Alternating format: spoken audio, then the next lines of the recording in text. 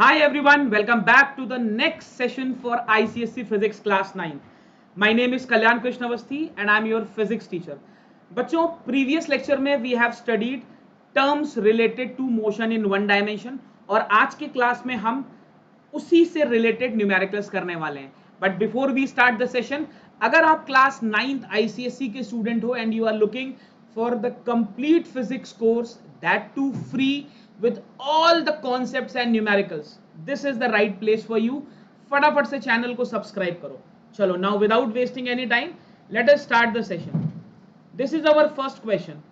A car travels first 30 kilometer with a uniform speed. That means first 30 kilometers. S1 का value आपको दिया हुआ है 30 kilometers with a speed of, first speed आपको दी हुई है 60 kilometre per hour and the next 30, that means S2 का वैल्यू आपको दिया हुआ है अगेन 30 किलोमीटर और second set of speeds is 40 kilometre per hour. आपसे वो बोल रहा है find the total time of journey. तो टोटल टाइम ऑफ जर्नी कैसे निकालोगे? You can find T1. We know that distance is equal to speed into time, तो time will be equal to S1 upon U1, that is 30 upon 60 which is 1/2 hours. ऐसे ही हम T2 निकाल सकते हैं. The value of T2 will be S2 upon U2. What is S2 बेटा? S2 is 30. What is U2? U2 is 40. So this is 3/4 hours. इसको हम लिख सकते हैं 0.5 hours, right? इसको हम लिख सकते हैं 0.75 hours. Is that clear?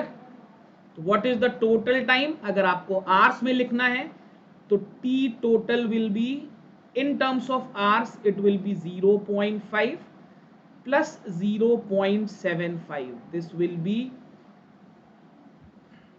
आपको कुछ नहीं करना है, 0.50 में 0.75 को ऐड करना है.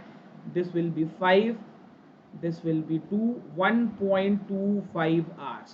और अगर आपको इसी 1.2 hours को मिनट्स में कन्वर्ट करना है तो T minutes will be 1.25 into 1 hour is equal to 60 minutes. So this will be 75 minutes. Is that very very clear? तो अगर आपको hours में आंसर लिखना है तो this is the answer. अगर आपको मिनट्स में लिखना है तो this is the answer. Second, you have to find the average speed. अब बच्चों एवरेज स्पीड हम कैसे निकालते हैं? ध्यान से देखिएगा. Average speed is equal to total distance that the body covers divided by total time. ठीक है ना, ये मेरा फॉर्मूला होता है for finding the average speed. तो what is the total distance? 30 kilometres plus 30 kilometres, that is 60 kilometers. And what is the total time? 0.5 hours, 0.75 hours या 75 minutes. अब देखो 60 minutes is equal to 1 hour. तो 1 minute is equal to 1/60 hour. तो बेटा 75 minutes में कितने hours होंगे? This will be 75 upon 60. अब यहां पर ये आवर्स में चल रहा है तो मैं इसको भी 75 upon 60 कर दूं. This is 3600 divided by 75. This will come 48 kilometre per hour. So this is going to be the average speed. मैं सेलेना के ही क्वेश्चंस करा रहा हूं and few other questions as well. Is that very very clear? चलो अगला question करते हैं. A train takes 2 hours to reach station B from A. दो स्टेशन बना लेते हैं, एक स्टेशन A, एक स्टेशन B. क्वेश्चन कह रहा है B से A जाने में इट इज टेकिंग 2 hours और फिर A से B वापस जाने में it is taking 3 hours, right? And the distance between A and B is 200 kilometres. This is 200 kilometres. आपसे पूछ रहा है एवरेज स्पीड, तो it's very easy. What is average speed? Average speed is total distance. तो देखो बेटा, अगर train B से A जा रही है और फिर A से B वापस आ रही है तो आप मुझे बताओ डिस्टेंस टोटल इसने कितना ट्रेवल किया? दोनों के स्टेशंस के बीच का डिस्टेंस 200 है, तो 200 गई होगी, फिर 200 वापस आई होगी, और टाइम कितना लगा? 2 घंटे जाने में और 3 घंटे आने में। तो दिस इज एवरेज स्पीड। कितना हो गया बेटा? एवरेज स्पीड हो गया आपका 400 divided by 5, this is 80 kilometres per hour. तो this is your average speed. Is that very very clear? It's a very basic question. Second part में आपसे पूछ रहा है फाइंड द एवरेज वेलोसिटी। अब बहुत से बच्चे यहां पर गलती कर देते हैं। देखिए, अगर आपको एवरेज वेलोसिटी निकालना है बेटा, then what is the formula? Total displacement. ध्यान रखिएगा, यहां पर डिस्टेंस की बात नहीं हो रही है, it is total displacement upon time. तो बॉडी एक जगह गई और फिर वहीं वापस आ गई, तो डिस्प्लेसमेंट हुआ 0। तो अगर डिस्प्लेसमेंट 0 हुआ तो एवरेज वेलोसिटी आ गई आपकी 0। Is that very very clear? बिल्कुल बेसिक फंडे पर क्वेश्चन बेस्ड है। Next, a body is moving vertically upwards. अच्छा, its velocity changes at a constant rate of 50 metre per second to 20 metre per second. इसका मतलब initial velocity आपको 50 metre per second दी है, final velocity बेटा आपको 20 metre per second दी है, time आपको 3 second दिया है। आपसे पूछ रहा है व्हाट इज एक्सेलरेशन। अब ये क्वेश्चन मैंने इसलिए सेलेक्ट किया क्योंकि 9th क्लास के बहुत से बच्चे पूछते हैं कि सर मेरा आंसर प्लस आ रहा है, माइनस आ रहा है, इसका मतलब क्या हुआ? देखो, मैं आपको समझाता हूं। एक्सेलरेशन का वैल्यू बेटा हमेशा होता है final velocity minus initial velocity upon time.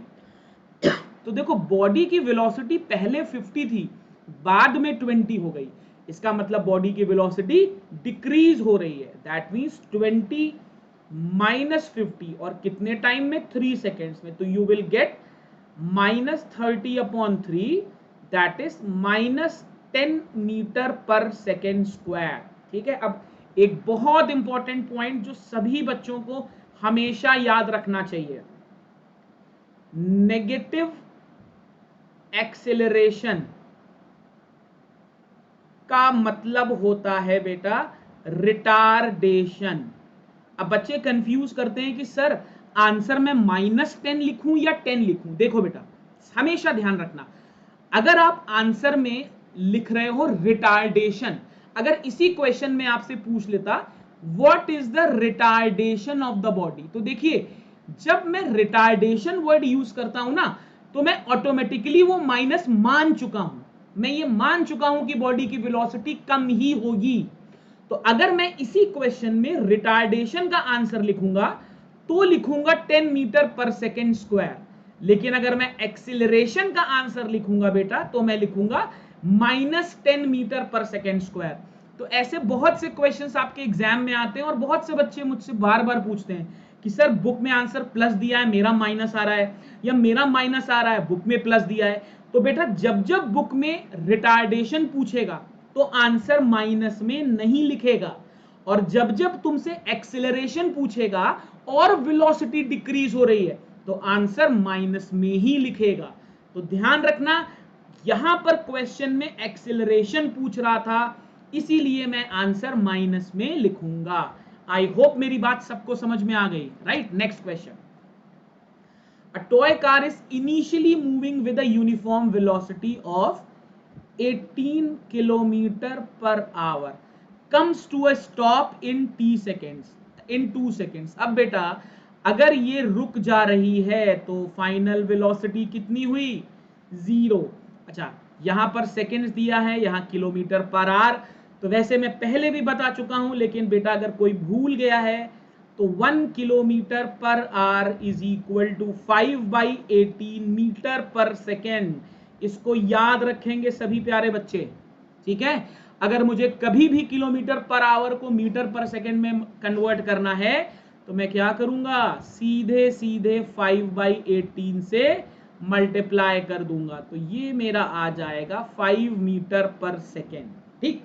अब देखो बेटा, यहां पर रिटार्डेशन ही पूछा है, तो यहां पर मैं आंसर नेगेटिव में नहीं लिखूंगा, मेरा आंसर आएगा माइनस, लेकिन जब मैं आंसर लिखूंगा तो उसको प्लस करके लिखूंगा, क्योंकि यहां पर उसने रिटार्डेशन ही पूछ लिया है।